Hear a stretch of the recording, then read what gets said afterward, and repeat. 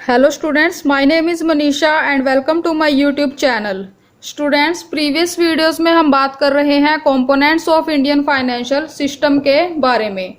तो अगर आप सभी ने अभी तक वो वीडियोस नहीं देखी हैं तो आप उन वीडियोस को देख लीजिएगा। मैं उनका लिंक आपको डिस्क्रिप्शन में दे दूंगी पूरी प्लेलिस्ट का। ठीक है, मैं आपको बता देती हूँ कि हमारा जो ये चैप्टर है हमने उसमें जो है बेसिकली क्या कवर किया है।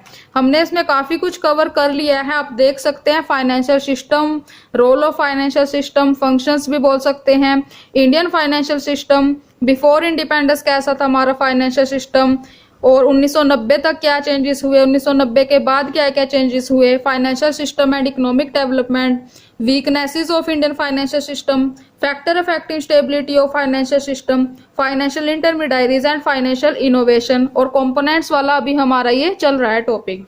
तो हम जो है इन टॉपिक्स को कवर कर चुके हैं और हमारा कंपोनेंट्स का ही रह गया है। ठीक है, तो आज का जो हमारा टॉपिक है स्टूडेंट्स वो हमारा है फाइनेंशियल सर्विसेज के बारे में। ये हमने सारा जो है ये कंप्लीट कर चुके हैं हम अभी तक। ठीक है, तो फाइनेंशियल सर्विसेज में हम पढ़ेंगे एसेट बेस्ड सर्विसेज और एडवाइस बेस्ड सर्विसेज। तो मैं आपको बता दूं कि हम इसमें क्या कवर नहीं करेंगे। ठीक है, तो हम इसमें स्टूडेंट्स लीज फाइनेंसिंग को हम इसमें कवर नहीं करेंगे क्योंकि वो मैंने अलग से ही 2 वीडियोस बना दी हैं अकाउंट वाले सेक्शन में। ठीक है, अकाउंट वाली प्लेलिस्ट में जाके आप देख सकते हो। लीज फाइनेंसिंग के ऊपर आपका पूरा वो चैप्टर आपका जो है वहीं से कंप्लीट हो जाएगा। ठीक है, तो इसको हम इसमें डिस्कस नहीं करेंगे। ठीक है, तो चलिए हम स्टार्ट करते हैं हमारा आज का टॉपिक फाइनेंशियल सर्विसेज। देख लेते हैं कि फाइनेंशियल सर्विसेज होती क्या है।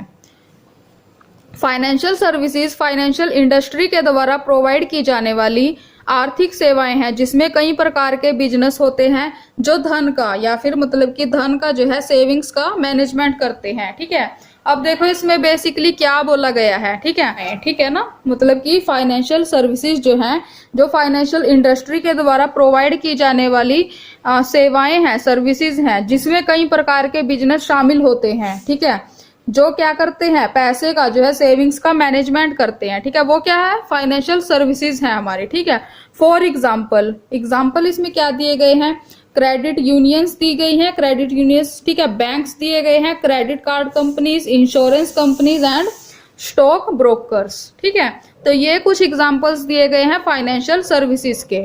ठीक है, तो आई होप कि आपको जो है इसका मीनिंग जो है आपको क्लियर हो गया होगा। ठीक है, आगे है इसमें स्टूडेंट्स फीचर्स क्या है, फाइनेंशियल सर्विसेज के फीचर्स या फिर कैरेक्टरिस्टिक्स भी हम इसको बोल सकते हैं कि क्या है। ठीक है, फर्स्ट क्या है इसका, इंटेंजिबल। जो फाइनेंशियल सर्विसेज है वो क्या होती है, इंटेंजिबल होती है, मतलब कि अदृश्य होती हैं। ठीक है ना, उसके बाद अदृश्य होती है, मतलब कि आप जो है उनको देख नहीं सकते। ठीक है ना, देख नहीं सकते आप उनको। ठीक है, लेकिन आप उनको ले सकते हो। ठीक है, उसके बाद डायरेक्ट सेल, ये भी इसका फीचर है।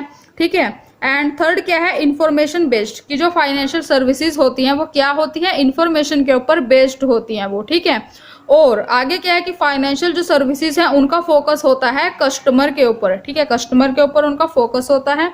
एंड आगे क्या है, पीपल बेस्ड सर्विसेज होती हैं। ये जो सर्विसेज हैं ये क्या होती हैं, पीपल बेस्ड सर्विसेज ये होती हैं। ठीक है, तो अब देखो आगे क्या है इसमें कि जो फाइनेंशियल सर्विसेज हैं डिफरेंट टाइप की होती हैं वो। ठीक है, डिफरेंट टाइप की सर्विसेज होती हैं जो हम आगे पढ़ेंगे। ठीक है, उसके बाद create link between investor and borrower. ठीक है, मतलब कि जो फाइनेंशियल सर्विसेज हैं वो लिंक क्रिएट करती हैं, किसके बीच में, इन्वेस्टर के बीच में, ठीक है, और बोरोवर के बीच में। ठीक है, उधार लेने वाले के बीच में। उसके बाद क्वालिटी मजदूरों की जरूरत, जो फाइनेंशियल सर्विसेज होती हैं उनमें क्वालिटी मजदूरों की जरूरत होती है। ठीक है, ऐसा नहीं है कि किसी भी पर्सन को जो है या किसी भी इंस्टीट्यूशंस को ऐसे ही जो है हायर कर लेंगे सर्विसेज प्रोवाइड करने के लिए, नहीं, ऐसा बिल्कुल नहीं होगा। ठीक है, जो अपना सही तरीके से काम करेगा उसी इंस्टीट्यूशंस को जो है रखेंगे। ठीक है, उसके बाद fluctuation in demand of financial services. ठीक है, ये भी फीचर है।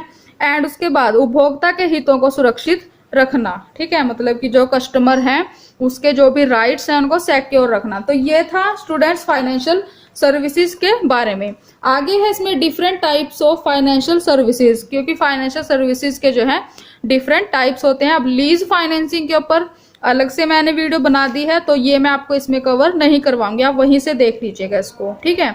आगे है इसमें स्टूडेंट सेकंड सर्विसेज क्या है, hire purchase and consumer credit. तो अगर आप सभी को याद होगा तो हायर परचेज का हमने अकाउंट में जो है पढ़ा है, ठीक है।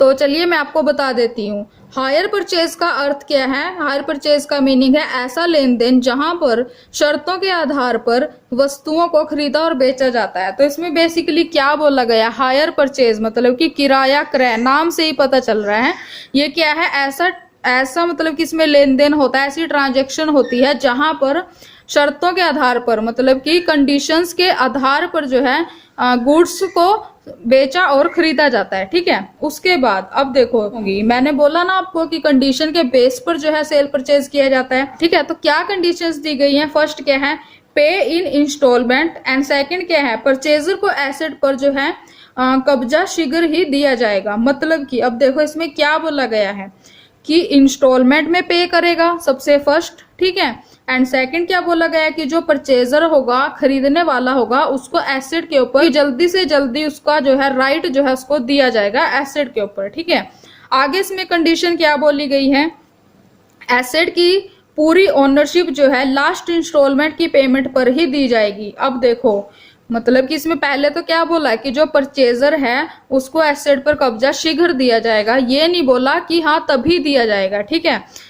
आगे इसमें क्या बोला गया है कि एसेट की जो पूरी ओनरशिप है, अभी तो उसको हाफ ही मिली है, लेकिन पूरी ओनरशिप अगर उसको लेनी है वो उसको कब मिलेगी, जब वो लास्ट इंस्टॉलमेंट जो है पूरी कर देगा, ठीक है। एंड उसके बाद अगर टाइम पर इंस्टॉलमेंट की पेमेंट ना हो तो सेलर दोबारा से एसेट पर कब्जा कर सकता है। अब इस पॉइंट में क्या बोला है कि अगर मान लीजिए कि किसी ने कोई भी मशीनरी खरीदी है, ठीक है, इंस्टॉलमेंट पर, और उसने जो है जो लास्ट डेट थी पेमेंट करने की, लास्ट मतलब कि इंस्टॉलमेंट की, उसने वो नहीं की पे, ठीक है।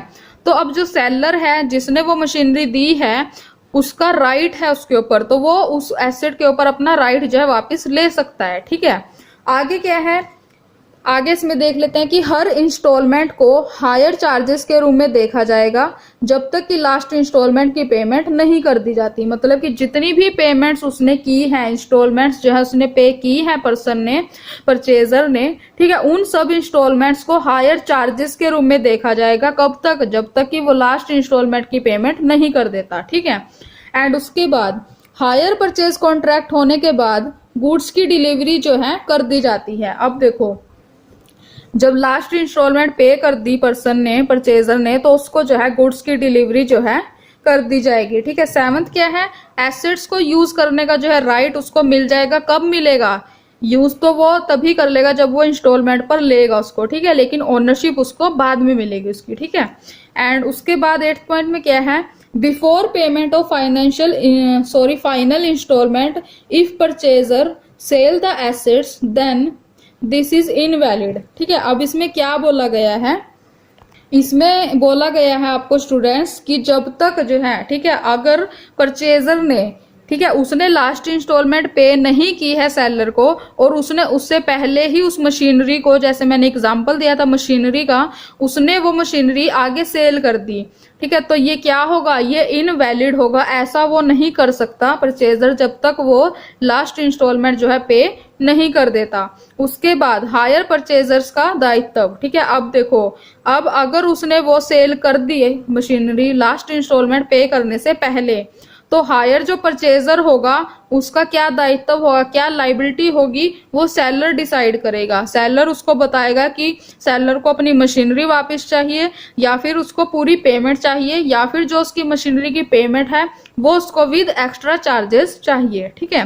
तो ये था स्टूडेंट्स हायर परचेज के बारे में। तो आई होप कि आप सबको जो है ये अच्छे से समझ आ गया होगा टॉपिक। एंड नेक्स्ट वीडियो में स्टूडेंट्स हम बात करेंगे आगे बिल डिस्काउंटिंग के बारे में, ठीक है। तो आई होप कि आज की वीडियो आपके लिए यूजफुल रही होगी। एंड अगर आप सभी को ये वीडियो अच्छी लगी हो तो आप इस वीडियो को लाइक, शेयर और कमेंट जरूर कर दीजिएगा। एंड चैनल को सब्सक्राइब करना ना भूलें। नेक्स्ट वीडियो में जल्दी मिलेंगे इसी टॉपिक के साथ। एंड तब तक थैंक यू सो मच।